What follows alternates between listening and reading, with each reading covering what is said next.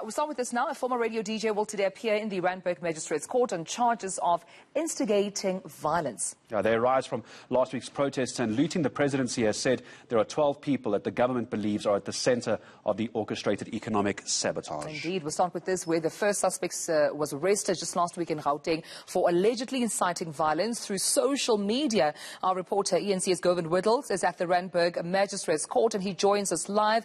Govan, good morning to you. What do we know so far about the former radio DJ as well as this arrest and, of course, appearance in court? Yeah, what we know is that it's been a busy week for him. We saw images of the former Ukhozi DJ being handcuffed and led out of the police headquarters in KwaZulu-Natal earlier this week. His lawyer had said that he's being charged in terms of the Riotous Assembly Act, which is old apartheid legislation.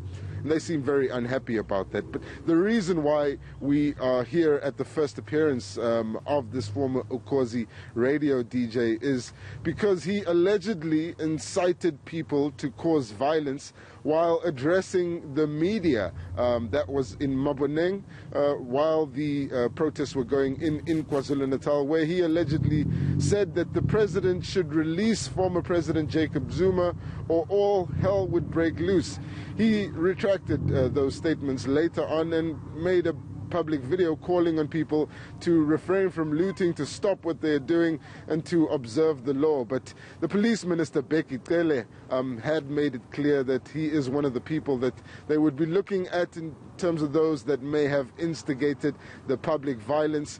But from what we know, he's not appearing here for planning any of those major economic sabotage acts, such as the attacks on warehouses in Durban and also the closing of the N3 highway. We're expecting more details when he is in court, but of course it is a first appearance, so we're not expecting much today. Although we do know that his family wants him out of jail and wants his bail application to proceed as soon as possible. Yeah, we were reading reports just yesterday or a couple of days ago about, one of the family members saying he's got chest problems, therefore him going into prison is not a good idea. But let's just stick to what government is saying. It seems they believe that there are approximately 12 alleged instigators here. Govan, what do we know about some of the instigators that perhaps have already been arrested, appear in court, and where the investigations are currently?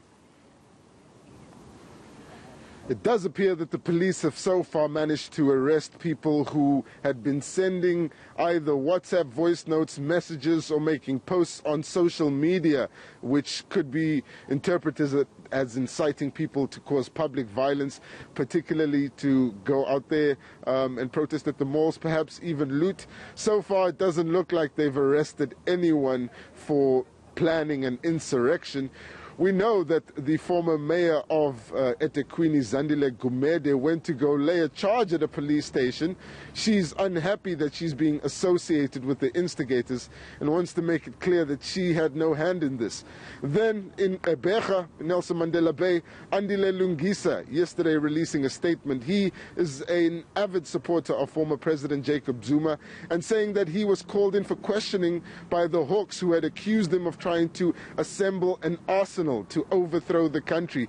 He denied this emphatically and says that when he finally got his charges, he's being charged for contravention of the COVID-19 regulations and not for planning an insurrection. So it doesn't appear as if anyone who planned an insurrection has been arrested just yet. And from the 6 people that have been arrested, among them Bruce Nimmerhout from the Patriotic Alliance, we know they're being arrested for spreading messages either on social media or through WhatsApp. All right, we'll leave it at that, but sure to come back to you should any developments occur. Govan Whittles at the Randburg Magistrate's Court bringing us that update regarding a former Ukhozi FM radio DJ who's expected to appear in court today.